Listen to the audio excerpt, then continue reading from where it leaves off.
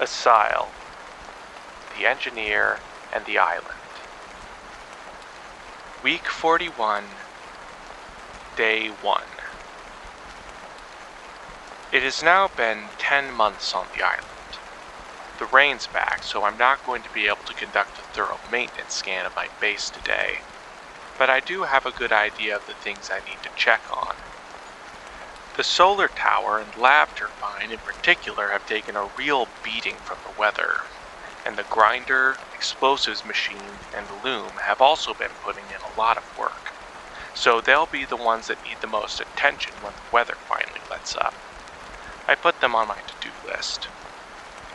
In the meantime, I've got lamp covers to install, the chapel isn't finished inside, and I've hardly even looked at the cavitation vortex drill this past month. I feel like I've been forced to go in several different directions this month and haven't gotten much done, but hopefully I've laid the groundwork for much more important projects. I put the covers on the lamps first, just to get myself warmed up for the day, and it didn't take very long. It's interesting what a difference it made, diffusing light gently around the cavern rather than casting it harshly. I also took some to the underwater dome and installed them on the lights I had down there. At first, I was worried that the salt frosting would dissolve in the water, but it appears that the heat of the molten glass converted it into sodium silicate. While I was in the dome, I took some time to apply latex wherever I thought it might be needed, tended the garden, and did other requisite maintenance before returning to base. Next, I decided it was time to stop beating around the bush and start building the casing for the Tesla Turbine. It was a relatively simple shape, basically a cylinder with an outlet along its circumference, and I molded it out of clay, leaving the two halves to dry in the workshop. This may take a long time because of the rain. One of the beauty parts of this design, I realize, is that if I need more power, these turbines can be easily stacked in parallel and run on the same axle. Of course, on the subject of power, the turbine wasn't going to do anything without a motor to turn it and cables to deliver the power, unless I power it by battery, which meant I was going to need a lot more copper, which meant a lot more mining by explosives.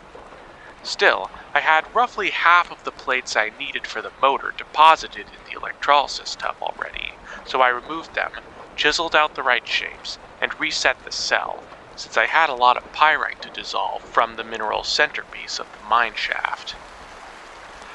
I had an early lunch, and then decided to work on the chapel interior a little. I still had a clay ramp down the center aisle, and a pretty basic cover over the hole leading into the tunnel below.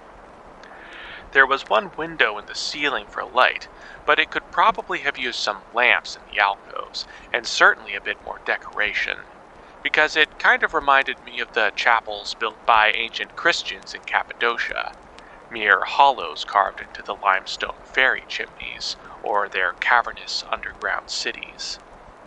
I saw little purpose for the walls other than storage, so I used the abundant clay to mold some shelves in the corners and cupboards near the floor, though I couldn't imagine being here long enough to write that many books. I didn't really have enough spare bamboo today to do anything for the floor anyway. I had just enough to make some functional frames for the shelves, but it took me longer than I expected, and I finished by the end of the day.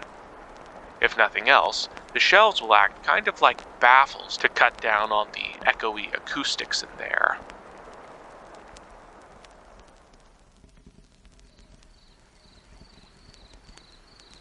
Week 41, Day 2. The weather today was overcast, but not really rainy, which on the one hand I normally consider perfect weather, because the sun's not beating down on me. But it also wasn't really bright enough to run the solar kiln, and it felt like it was threatening to rain, so in the morning I hurriedly did my foraging before the weather had a chance to change its mind. I also collected more wood and bamboo for construction projects. The wimpy sunshine was actually a bit of a blessing in disguise, because it meant I could catch up on maintenance, particularly the solar tower, without getting scorched or soaked.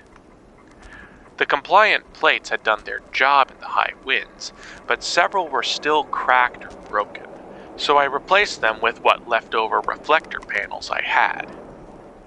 Some of the panel frames themselves were also bent from damage already done by the winds, so I chopped some bamboo to size and replaced them. It's probably been a long time coming. It was a fiddly process, though, cutting the cord joints and replacing them. Finally, I replaced and reinforced a lot of the cords responsible for holding the panels up in the first place, as they were badly stretched in the winds. I had a late lunch before moving on to the lab turbine. As anticipated, several of the sails came loose in the winds, but my failsafe mechanism protected it from being badly damaged, so I just tied them back down. I then checked to make sure that the bearings hadn't become damaged by the apparatus shaking back and forth. Unfortunately, they had received some wear, so I had to take a bit of time reinforcing them and straightening the apparatus back out. Next, I went to the workshop and checked on the grinder. Several of the bamboo hopper elements were scraped or snapped from accidentally getting in the grinder's way, so I replaced them easily. The grinder head and anvil themselves were also pretty worn, so I found and ground to shape some appropriately sized stones to replace them before they got any worse. Next, I checked on the loom. The shuttle arms seemed to be getting a bit bent, so I replaced it with some of the bamboo I collected today, along with a few other mechanical members that had started to show signs of wear. Finally, I checked on the explosives machine, as it unfortunately started to rain again. I mostly reconnected or replaced the components that had been broken by accidental explosions and recalibrated the timer. At the end of the day, I checked the barometer and it suggested that tomorrow was going to be very bad weather indeed, so I battened down all the hatches and stayed up a bit late building a makeshift door to protect the interior of the chapel from picking up any wind.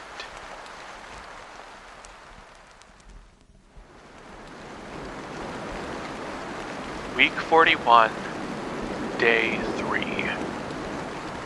Another heavy storm blew in this morning, so I decided to retreat deep underground to avoid thinking or worrying about it. Still, I'm really glad I did all that maintenance yesterday, just in time. That meant that today was going to be a good day for mining, so I braved the weather and started the explosives machine before locating my ore sites and drilling the pilot holes. I was mostly aiming for copper because it was what I needed most for the turbine project. The more I thought about it, the more I thought I'd completely bitten off more than I could chew, and there was no way this was ever going to work. And then I kept going, because I didn't have anything better to do with myself. I mostly hit the richer sulfide veins on the walls of the volcanic shaft, which went deeper into the wall than I expected, appearing to form near the roofs of the lava tubes, which had become filled in and solidified by the retreating lava. It was a bit tedious having to collect the ore that scattered over the edge of the terraces, but I got it done, and at the end of the day, I had a good amount of copper ore to work with, which I loaded into the grinder before getting ready for bed.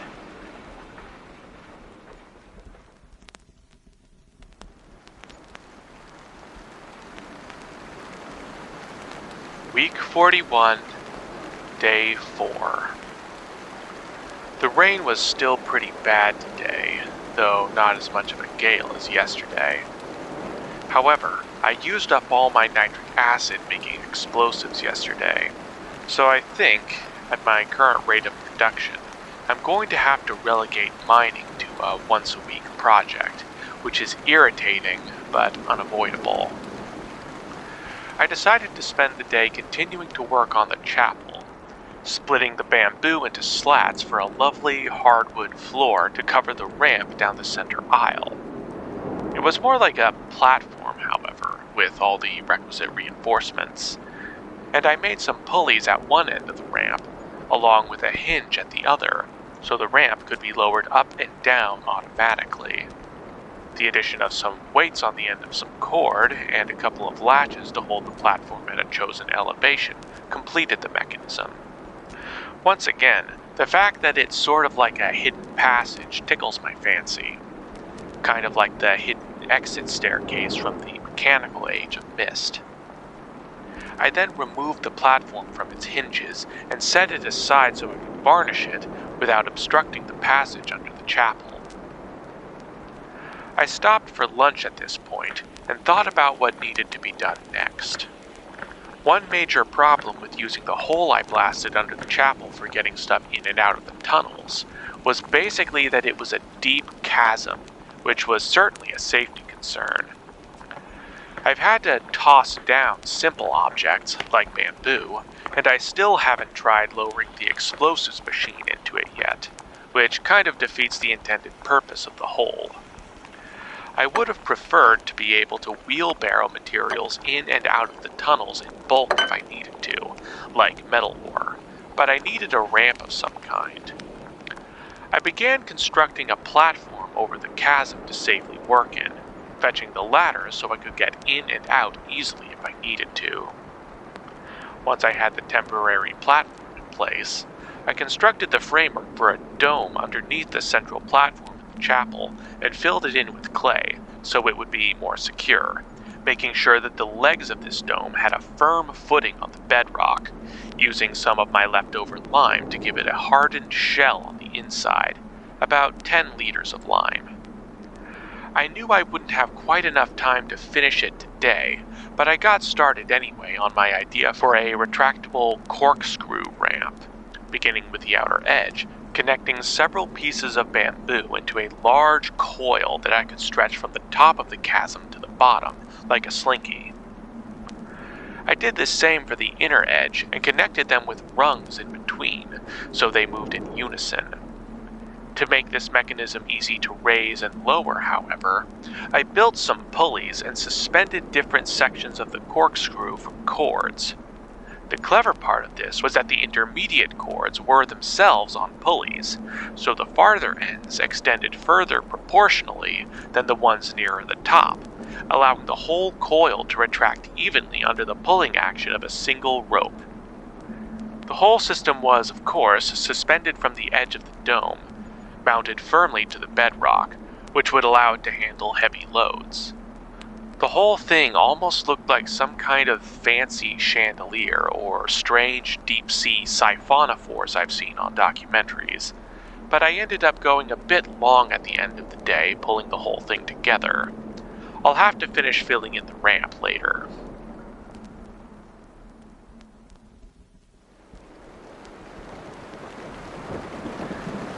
Week 41, Day 5.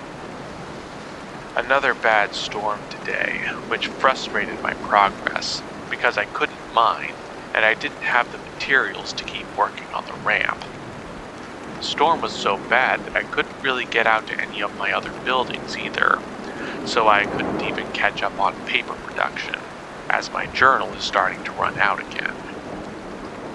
I started looking around a little desperately for something productive to do, and came upon some of my old paints.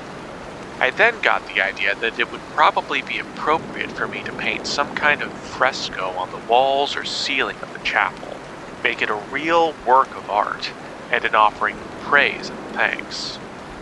I'm actually kind of ashamed that I only decided to build a chapel because it benefited me in other ways, and I've really only been giving it my spare time and leftover materials. God deserves better.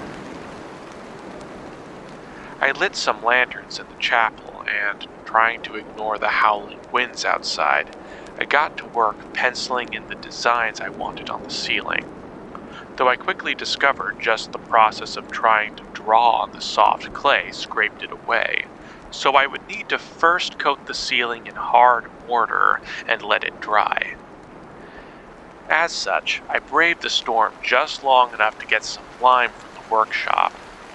I started by coating the ceiling, which already helped increase its reflectivity a little, but I didn't wait for the mortar to set before I started painting. I just went back to the spots I coated first, which were the driest by that time. I decided that I wanted to paint the full story of the Bible on the ceiling, starting with the story of creation and the fall of man at the entrance of the building, moving on to the flood, the Exodus, the establishment, rebellion, captivity, and return of Israel on the two side alcoves, and finally the life, death, and resurrection of Christ at the very end. I wasn't sure initially how I wanted to stylize the fresco. There was so much information that I figured it would be easier to process by an observer if it were in a highly pictographic style, almost Aboriginal.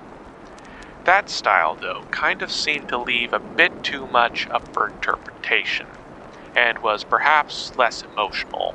Not that that particularly interests me now that I think of it. And in contrast, a more realistic painting may have suggested that this was considered more real than myth.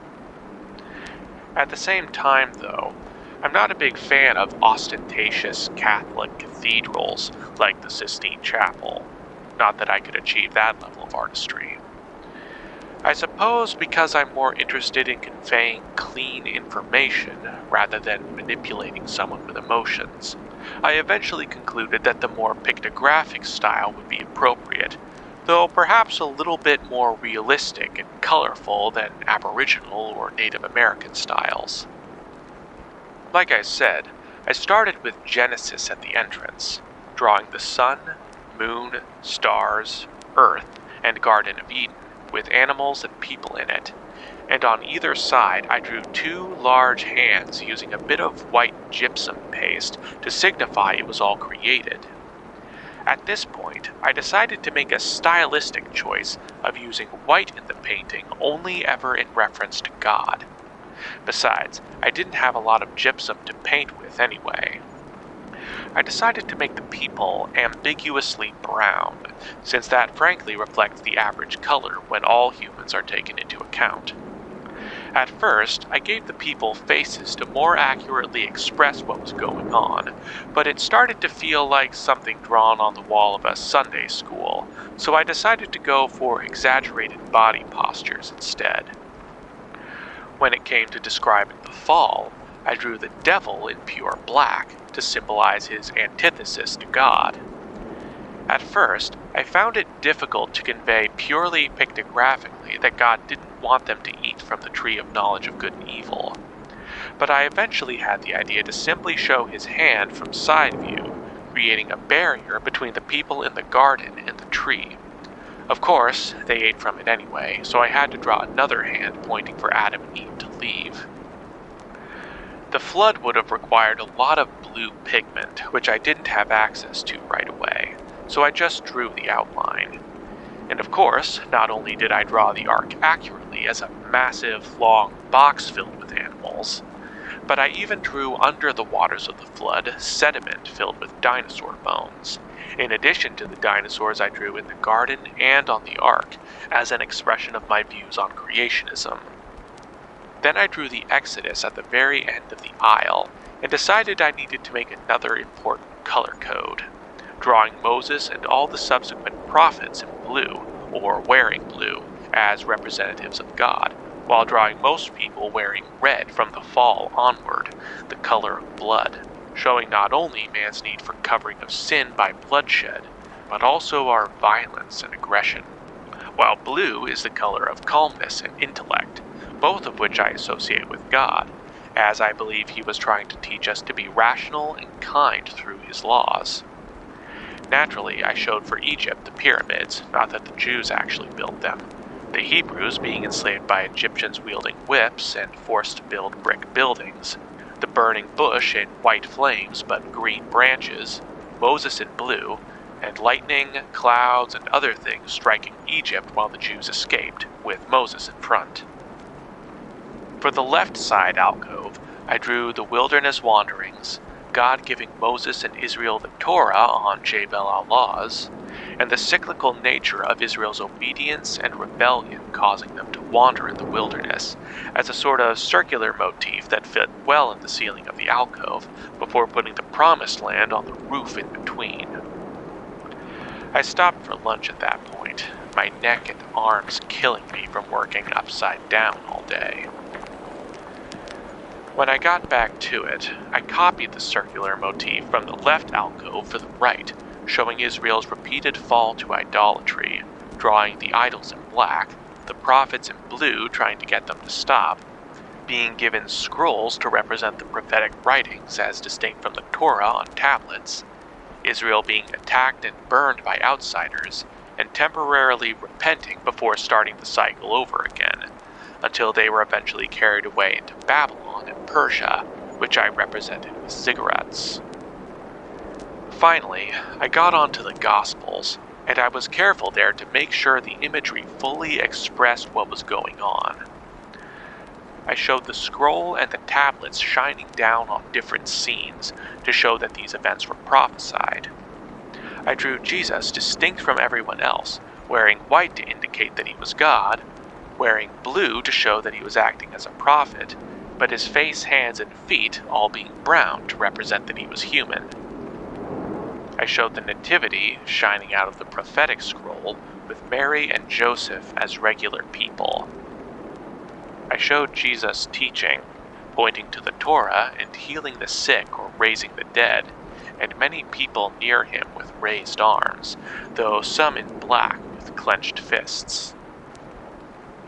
I drew him on the cross, which I painted with the same red color as was covering all the other people. Finally, I drew him ascending out of a black tomb, surrounded by people dressed in white and blue like him. I finished this motif with white hands in the direction everyone was ascending, namely towards the window in the ceiling, as though God was welcoming everyone into heaven/the promised land.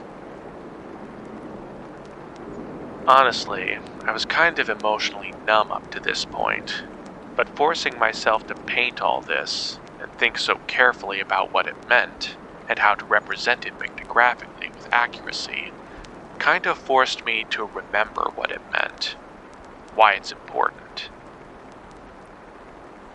I've actually been kind of numb to it for a long time, because I grew up immersed in it, and then numbed again by Dad's death, when I lost my anchor, my reinforcement for the scriptures, since I couldn't talk with him about them anymore, and more by the fact that God seemed to be silent through it all. I've held fast mostly out of logic, because of what I believe about creationism, and partly out of duty because it's just the right thing to do, but not out of love, or perhaps out of a different kind of love. I've been running from it. I'm mad at God. It's hard to convince myself that he loves me when he's not only never answered my lonely cries, but even takes responsibility for putting me here, on this island, where I've all but resigned myself to the fact that I'll be alone until the day I die. I haven't looked forward to death or heaven for a long time, because I figured, if God ignores me here, why would he treat me any differently there? What's the difference, therefore, other than that I might be able to get in his face and demand a response? Not that that's guaranteed to work either, because he's all-powerful, and I'm not. My emotions howled within me like the wind outside, and too weary to hold them in anymore, I joined the chorus, howling, screaming, and crying. Crying for the God who sees, the God who hears, the God who cares. Crying out for him to do something, to be more than a story, a painting on the ceiling to comfort children while they sleep. My arms were too weak for me to hurt myself, fortunately, to do anything other than lie on the floor and weep. I've been running from these feelings, trying to escape them by keeping busy, But now, there's nowhere to hide.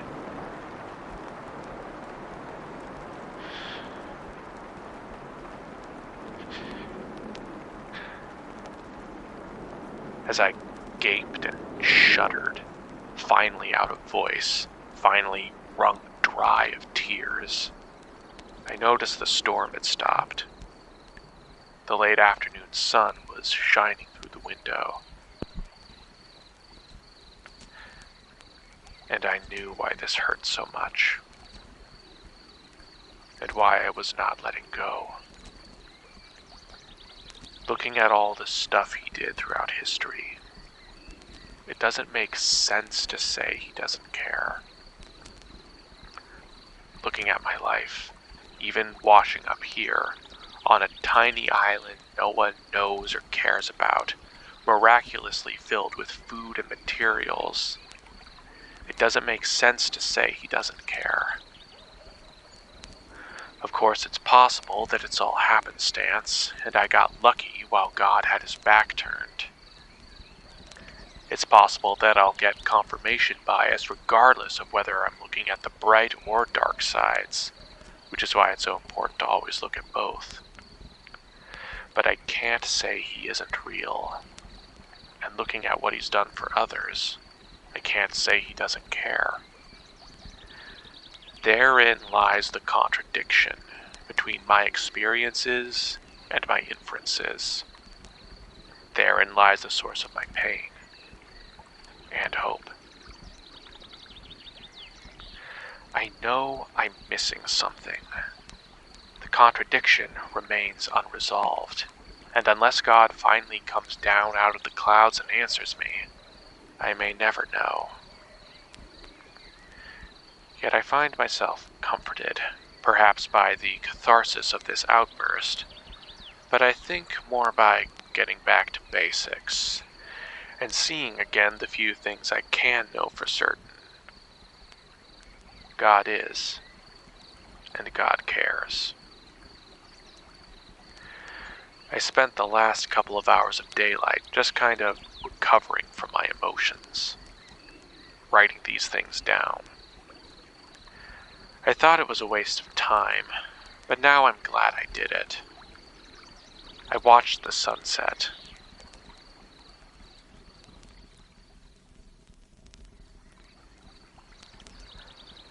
Week 41, Day 6.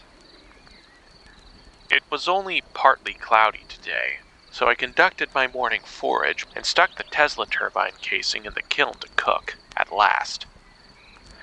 While I was out, I collected more bamboo and sticks for finishing the spiral staircase under the chapel. Some of the bamboo I used immediately to build a better pair of doors for the chapel and to construct another lock. I tried to make the door look nice, more so than the other buildings, making a sort of angled checkerboard pattern with interwoven strips of bamboo before varnishing the whole thing and stopping for lunch. After lunch, the turbine casing was done, so I removed it from the kiln and started smelting the copper I collected early this week, turning most of it into cable, but some of it I stretched extra thin for making more light bulbs. I then spent most of the remaining afternoon melting glass and blowing the light bulbs and lamp covers to line the tunnel to the shaft. At the end of the day, while I was cleaning up, I decided to move the music machine out of the workshop and into the chapel. It seemed more appropriate there, and I would be able to listen to it on Sabbaths. It needed tuning quite badly, though, as the variations in temperature and moisture have wrought havoc on the strings.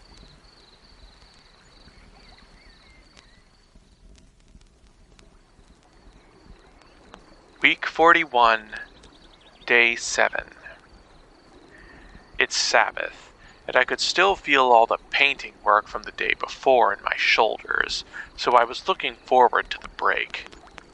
The weather was kind of cloudy and drizzly today, which I don't mind, as it gave me an excuse not to run the solar tower at full tilt, but was still nice enough weather to forage in during the morning.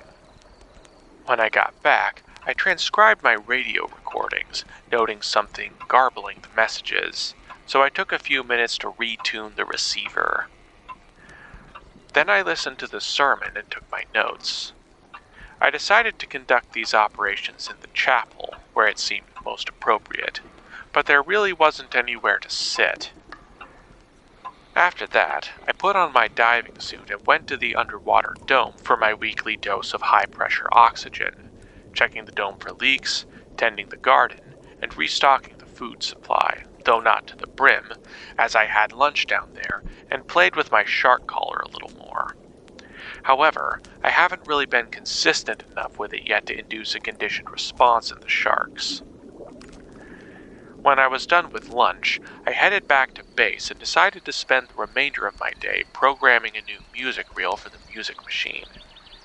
This time it was more than just a song for my own amusement, but specifically a song of worship and thanks. Bless the Lord, O my soul. It was bittersweet, reminding me of all those years I spent singing on the worship team, loving it until I slowly started to grow cold, feeling conflicted about the words of the songs failing to match my reality, or sometimes even the scriptures themselves, leaving me feeling like I was lying to the congregation. This, at least, was one song I didn't have to feel that way about, though I didn't quite have time to finish it before it was time to go to bed.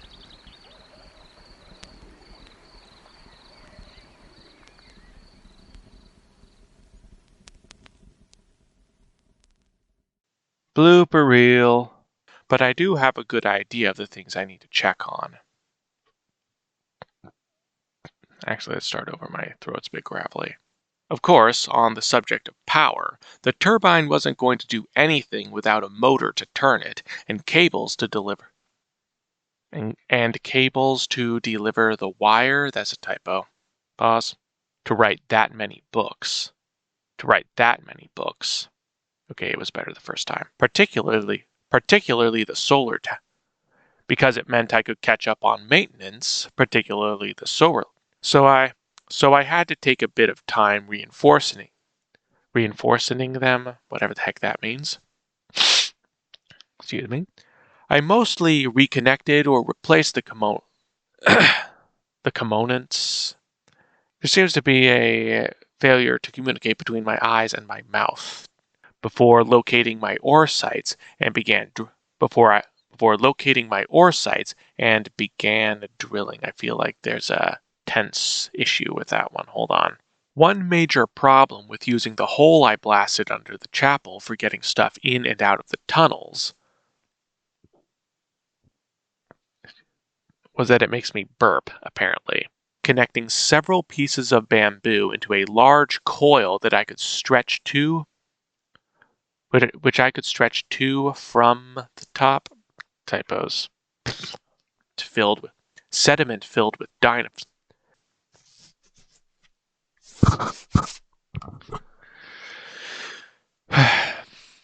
And lightning, clouds, and other things striking Egypt while the Jews escaped, with Moses in front. Pause, this is hard to keep up with. Why do I make it so hard on myself? Finally, stupid mouse, gotta spank it to make it work. Cooperate with me, mouse! Sheesh. Now, where the heck was I? I drew him on the cross. Let's adjust the timing there. Because I grew up immersed, it's possible that I'll get confirmation buyer. I collected more bamboo and sticks for finishing the spiral case, whatever the heck that is, with Mervin.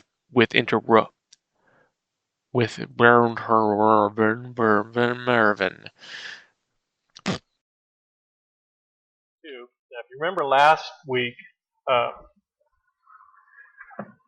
we were talking about how the Apostle Paul, as he was addressing the church in Corinth, dealing with issues of philosophy, and how many understand that that really how we view things comes down to our worldview? How do you know what worldview is? When I talk about worldview, what am I talking about? It's how you perceive things in accordance to how you have been taught. Now, what I mean by that is a person who has a biblical worldview will interpret things as they see them in accordance to what the Scripture says. Sometimes I think, folks, that we're too darn smart for our own good. We've got too much philosophy and not enough Bible. Because we filter things through what the media is giving to us. And how we understand that the media is going to slant things. And you don't believe that? They're going to slant things towards causing you to make a decision or to view things in a way that they want you to see it. Okay? So when we understand that, this is where the Apostle Paul is coming from. He's in a culture, he's dealing with the Corinthian church, who is being influenced. Remember, we talked about, the kind of the theme for this series right now is, are you being an influencer of the culture, or is the culture influencing you? Worldview. It all comes down to worldview. Are we being influenced by our culture, or are we being cultural influencers? Jeff had touched on something that I think is pretty interesting when he was sharing about his son in the night terrors. Philosophy or psychology, they would come and they would treat that in a particular way based on the teachings of Freud, Jung, different psychologists, and they would say, well, he's having these problems because of issues with his mother or issues with his father, or 4-year-olds. I don't know how many issues can they really have, but that's how they frame all of their diagnosis. Is this is being caused by something that has happened to them, and either in their early childhood, even before they could communicate or whatever. I've taken psychology classes. It's really a lot of, well, I won't say what it is. But the worldview that is being projected in that, and they totally dismiss the spiritual side of things. Now, Jeff did something, and I want to clue you in on something here. Jeff did something that has a fundamental spiritual principle to it. When he started singing those songs to his son, the Scripture talks about, give you an example. The Scripture talks about when Saul was being tormented. Remember that? King Saul's being tormented by demons. What does he do? He calls for David to come and play the harp. And what happens? He gets relief. Why? Because there's an atmosphere that is developed within that arena where he's at, where the presence of God comes, where light is. What happens? It dispels the darkness. So this is a little how-to tip. If you've got a lack of peace in your home, if there's strife in your home, start putting praise music on and just let that go. Let that flow within your home. It creates an atmosphere. The Scripture says that God inhabits the praises of His people. And it creates an atmosphere within our homes, within our workplace, wherever we're at. It creates an atmosphere around that area that the presence of God will come in and abide. I remember one time when the kids were small. We were living over in the Riviera house. And I had praise music going on downstairs. Kelly and the kids were upstairs doing their homeschool stuff. And I had some praise music going on downstairs. And I was just spending some time before the Lord was praying. And I remember Gabriel walking downstairs, and he walks into the room. And he just stopped when he got in the room. And he said, "It's so peaceful down here." Well, what was creating that atmosphere of peace?